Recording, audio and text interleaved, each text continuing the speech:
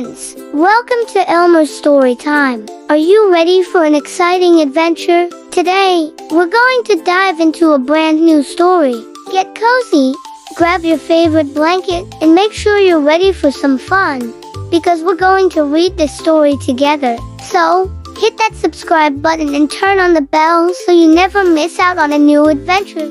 Today, we're going to read The Three Little Pigs, a folktale classic by Paul Galdone. Once upon a time, there was an old sow with 3 little pigs. She had no money to keep them, so she sent them off to seek their fortune. A sow is a mature female pig that has given birth to little piglets. The first little pig met a man with a bundle of straw and said to him, "Please, man, give me that straw to build me a house." So, the man did, and the little pig built his house with it. Along came a wolf. He knocked at the door and said, little pig, let me come in." No, said the little pig, "not by the hair of my chinny chin chin." "And then I'll huff, and I'll puff, and I'll blow your house in," said the wolf. So, the wolf huffed, and he puffed, and he blew the house in, and he ate up the first little pig. The second little pig met a man with a bundle of sticks, and said, "Please, man, give me those sticks to build me a house." So, the man did, and the little pig built his house with them. Then along came the wolf, and said, little pig, let me come in." No, not by the hair of my chinny chin chin." "And then I'll huff, and I'll puff, and I'll blow your house in," said the wolf. So, he huffed, and he puffed, and he huffed, and he puffed, and at last he blew the house in. And he ate up the second little pig. The third little pig met a man with a load of bricks, and said, "Please, man, give me those bricks to build me a house." So, the man did, and the little pig built his house with them. Soon the same wolf came along, and said, little pig, let me come in." No, not by the hair of my chinny chin chin." "And then I'll huff, and I'll puff, and I'll blow your house in," said the wolf. Well, he huffed, and he puffed, and he huffed, and he puffed, and he huffed, and he puffed. But he could not blow the house in. At last, the wolf stopped huffing and puffing, and said, "Little pig, I know where there is a nice field of turnips." "Where?" said the little pig. "On Mr. Smith's farm," said the wolf. "I will come for you tomorrow morning. We will go together and get some turnips for dinner." "Very well," said the little pig. "What time will you come?" "Oh, at 6 o'clock," said the wolf. Well, the little pig got up at 5. He went to Mr. Smith's farm and got the turnips before the wolf came to his house. "Little pig, are you ready?" asked the wolf. The little pig said, "Ready? I have been and come back again, and I got a nice pot full of turnips for my dinner."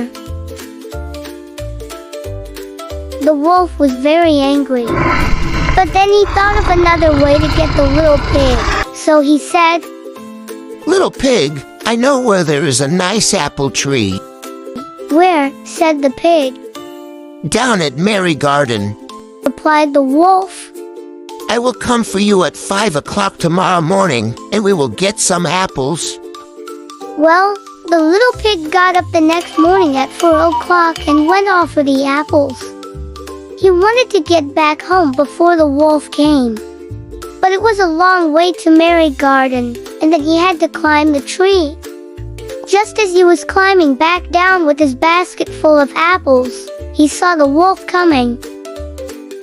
"Little pig," the wolf said, "you got here before me. Are the apples nice?"